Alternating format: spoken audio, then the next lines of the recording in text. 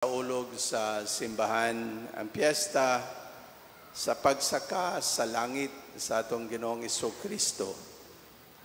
Misaka siya sa langit, 40 kaadlaw human siya mabanhaw.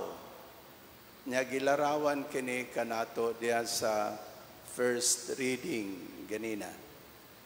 Gingon dito, gibayaw siya ngadto sa langit samtang ang mga apostolis nagtanaw kaniya. Nagtutok sila sa langit sa pagkayab ni Jesus gingon diri.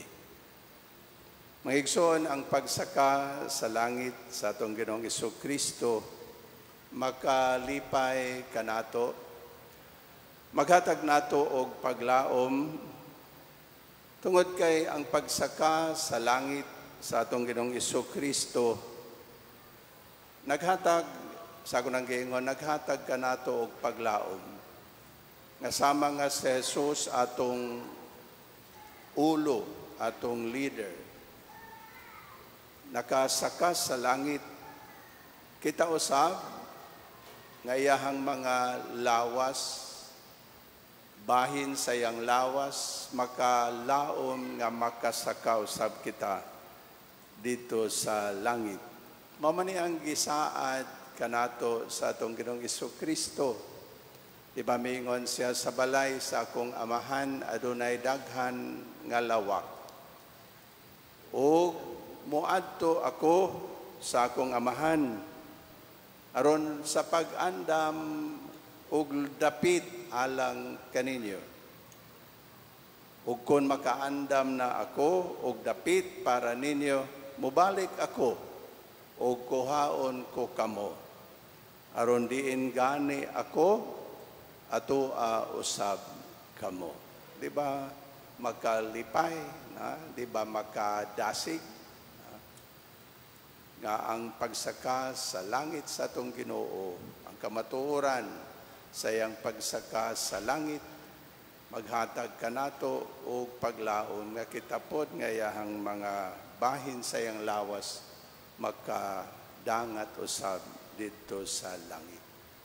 Akong balikon ang giingon kanina nga samtang gibayaw si Jesus sa langit, mihangad, naghangad ang iyahang mga apostolis, nagtanaw kaniya. Pan mga igsoon, dili rabya igo nga magsigi ratag hangad sa langit. Dili ra igo nga magsigi ratag tanaw sa langit. Ang pagsaka sa langit sa atong Ginoong Jesucristo naghagit kanato sa pagdungo usab, pagduko o pagtanaw sa ato ang kinabuhi. Kumusta man ang kinabuhi nga ako ang gipuy-an karon? Na makaingon ba ko nga angayan, takos sa luna, takos sa lawak nga giandam kanato sa atong Ginoong Jesucristo? Angayan ba ko nga malangit? Basin biya og pagtanaw nato, pagduko nato, makita nato nga dili pa ta angayan. Unsa may angay nga buhaton? Unsay mga angay nato nga buhaton aron pag-andam sa tuang kaugalingon. Si San Pablo sa iyahang sulat ngadto sa taga Filipos, naghatag ka nato og ideya or nagsugyot ka nato unsay angay nga buhaton. Ingon si San Pablo, mga igsuon puna ang inyong huna-huna sa mga butang nga maayo og angayan daygon. Sa mga butang nga matuod, ligdong, matarong, putli, matahom og halangdon.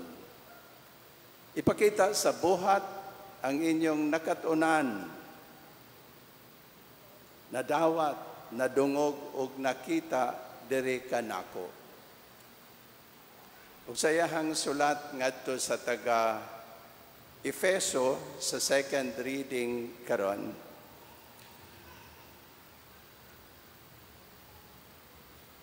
Si San Pablo nag-ingon, ako mag-awhag kaninyo sa pagkinabuhi sa takos gayod, ingon nga mga tinawag sa Dios. Pagmapaubsanon, pagmaaghop, o pagmapailobon kanunay. Ipakita ang inyong gugma sa usag-usa, pinaagi sa pagtinabangay, paningkamuti aron motunhay ang inyong panaghiusa. Mao kini ang sugyot kanato ni San Pablo nga angay nga atong buhaton aron mahimo kitang takos sa pag-angkon sa lawak nga iyang giandam kanato dito sa langit. Nakadungog mo sa istorya, siguro makadaghan na ning istorya dinhi.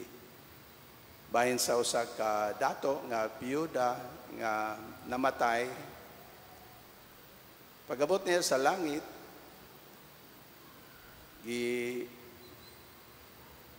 tagbo siya ni San Pedro, giingnan siya, Mrs. Kuyog nako, no, kay tudloan ka nako asa ang balay nga imong puy-an dinhi sa langit. Sa langit kuno na ay mga pamalay, na ay alapalasyo, na ay dili kayo ingon og palasyo, panarang-arang gihapon na po yung mga payag. Sapagkat to, padulong sa palasyo, ingon nagtuo ang biyuda nga adin hinagyog ko kay sa kalibutan, palasyo man akong gipuyan. Pandilabay man lang sila, padulong sila sa mga bungalo. Ingon ang biyuda, adin hinagyod. Saro naman. Paninglapas manggihapon sila sa mga bungalo, padulong man sila sa mga payag, Pino ang kadro, di po dagway ko din giingnan siya ni Pedro, pasensya lang yun, Mrs. Kay ang mga materialis nga imohang, ang mga building materials nga imohang ipadala diri sa langit, igo lang yun o payag. Mga igsoon ang mga maayo nga mga buhat nga ato ang mahimo. Kanang mga buhat sa kaluoy nga atong mapakita ngadto sa uban. Kanang atong pagtabang, kanang atong pag-alagad sa simbahan, lay ministers, lectors, katekista, unsa man panilhig, unsa ginagmay nga mga atuang matampo o matabang sa simbahan o sa katilingban, mga materialis na nga atuang gipadala adlaw-adlaw dito sa langit. Maigsoon, karong adlaw nga gisaulog pod nato ang piyesta sa pagsaka sa langit sa ato ang Ginoong Jesucristo. Gisaulog pod sa simbahan ang gigahin pod ning World Communication Sunday. Unsa man ni nato pag-connect kining duha ka mga kasaulugan. Ang pagsaka sa langit sa atong Ginoong Jesucristo nagpasabot nga ang atong Ginoong Jesucristo maka-communicate na gyud, makapaambit na gyud, makasulti na gyud sa iyang amahan sa tanan nga iyahang na kita ug nasinati diri sa kalibutan. O kini ug dinhi gihagit usab kita ni Jesus sa pag-communicate sa mga butang nga iya sa Dios ngadto sa atong mga igsuon. Mao kini ang buot ipasabot, mao kini ang iyahang tugon kanato diha sa iyahang pag-ingon. Panglakaw kamo sa tibuok kalibutan ug isangyaw ang maayong balita ngadto sa tanang mga tao. Mao kini na pagsangyaw sa maayong balita ngadto sa tanang mga tao. Karong adlaw pod ug mga adlaw gigahin nga gisaulog nga Mother's Day. Mao kana nga sa tanan nga mga mothers, mga inahan, Happy Mother's Day. Gipahinumduman pod kamo mga ginikanan nga kamo pod ang tahas ninyo mao ang pag-communicate sa mga butang nga iya sa Dios ngadto sa inyong mga anak. Pagtudlo kanila sa mga butang nga iya sa Dios, kahadlok o paghigugma sa Dios. Sinaton ta nga dili kita magkawang o magkulang sa pagtuman sa sugo, sa tahas nga gihatag kanato sa atong Ginoong Jesucristo diha sa Ebanghelyo karon. Panglakaw kamo sa tibuok kalibutan ug isangyaw kining maayong balita ngadto sa tanang katawhan. Amen. Manindog.